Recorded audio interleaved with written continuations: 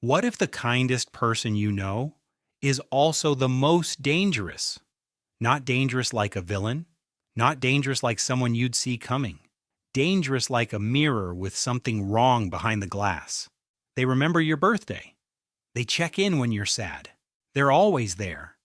And somehow, after months, sometimes years, you realize you feel worse around them than you ever did around someone who was openly mean to you. You feel guilty for no reason. You feel like you owe them something. You feel like you can't function without them. Scariest part? They might not even know they're doing it. Today we're going somewhere most psychology channels don't go. Not just signs of fake nice people. Not a checklist. We're going into the architecture, the actual psychological machinery underneath the smile. And by the end of this, you will never see certain people the same way again. Let's start with something that was only officially identified by scientists in 2012.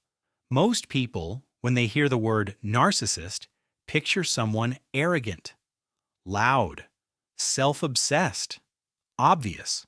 But researchers discovered something that quietly shattered that assumption. There is a second type of narcissist, one who builds their entire sense of superiority around being the most helpful person in the room. Scientists named it communal narcissism, and it changes everything. A classic narcissist says, "I am the most intelligent person here." A communal narcissist says, "I am the most caring person here." Same ego, same hunger for superiority, completely opposite mask. They don't dominate with power, they dominate with kindness. They're the first to volunteer, the first to check in, the loudest in the room about how much they give. But when researchers actually measured how people around them felt, they found something disturbing. The communal narcissist saw themselves as extraordinarily caring, but the people in their lives experienced them as draining, controlling, and emotionally exhausting. There was a massive gap between the image they projected and the reality people lived. And the reason nobody confronts them? Because how do you call out the person who does everything for everyone? You'd look like the villain. Now here's where it gets uncomfortable. You might be thinking, "I'd know. I can tell when someone's being fake." You can't. Not reliably? When someone smiles at you, your brain does something automatic. It floods with trust. We evolved this way because for most of human history, faking a real smile was almost impossible. A genuine smile uses both the mouth and the eyes, but fake smiles usually only use the mouth. They start too fast, end too abruptly, or last just a little too long. Your brain notices this, but it does it below conscious awareness. So you don't think something's wrong, you just feel slightly off, and then you ignore it. "I'm probably overthinking, they're so nice." And just like that, your instincts get overridden. In experiments, people consistently gave more money to strangers with genuine smiles, which means a well-practiced fake smile can be a social weapon, a way to extract trust, loyalty, and even resources, without you realizing it. Your brain was built to protect you. They just found the back door. There's a pattern psychologists have documented. A man, let's call him M. He was everything people describe as the perfect partner. Supportive, available, always there. But something strange kept happening.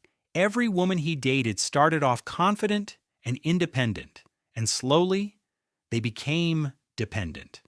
They stopped solving their own problems, stopped trusting their own decisions. They started relying on him for everything. And when this was pointed out to him, he realized something.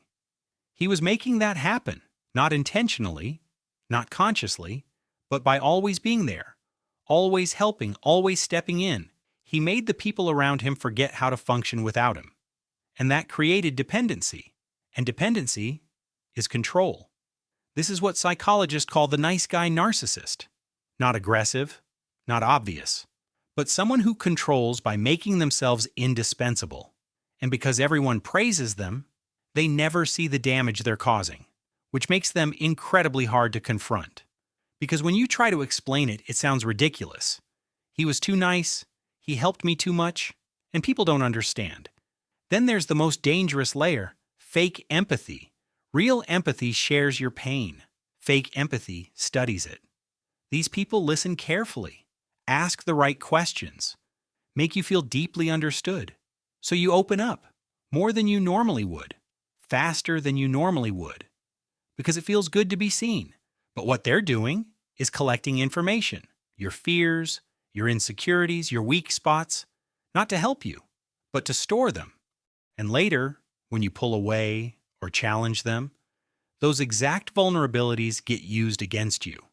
Not obviously, not aggressively, just small, precise comments that hit exactly where it hurts. And because they're so nice, you don't question it. You question yourself.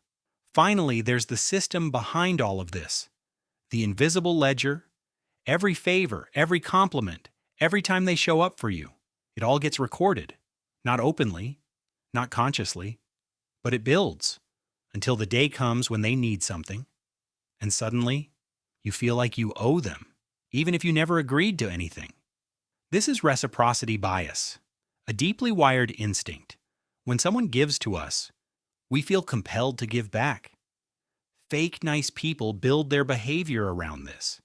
They give strategically, they give visibly, they give in ways that make refusal feel impossible.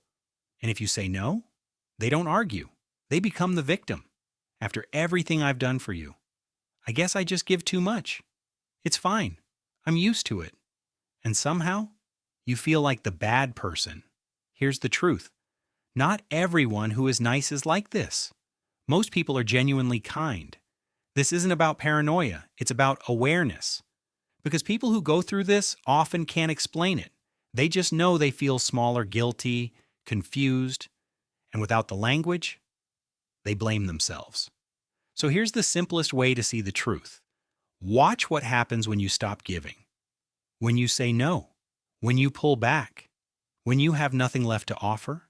That moment reveals everything, because real kindness doesn't keep score, it doesn't create debt, and it never makes you feel like you owe something, just for being loved.